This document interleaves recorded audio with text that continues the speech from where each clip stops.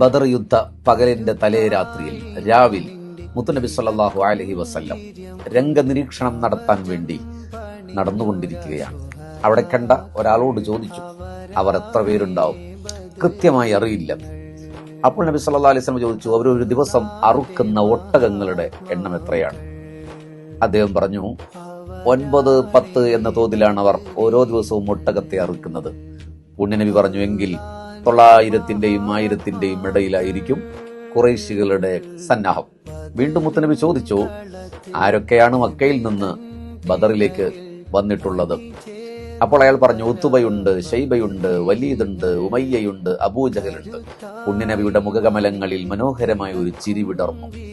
എന്നിട്ട് പറഞ്ഞു, ഹാദിഹി മക്ക ഖദ് അൽഖത് ഇലൈക്കും അഫ്ലാദ കബദിഹാ. മക്ക വലിച്ചെറിഞ്ഞിരിക്കുന്നു, അതിന്റെ കരളിന്റെ കഷ്ണങ്ങളെ നിങ്ങൾക്കിതാ വലിച്ചെറിഞ്ഞിരിക്കുന്നു. എന്തൊരു വാക്കാണത്! മക്കയുടെ കരളിന്റെ കഷ്ണങ്ങളായ അബൂജഹലിന്, ഉത്തുബത്തിന്, ശൈബത്തിന്, വലീദിന് ഇതാ നിങ്ങൾക്ക് വേണ്ടി വലിച്ചെറിഞ്ഞിരിക്കുന്നു എന്ന് പുണ്യനബി പറഞ്ഞ രാവായിരുന്നു അത്.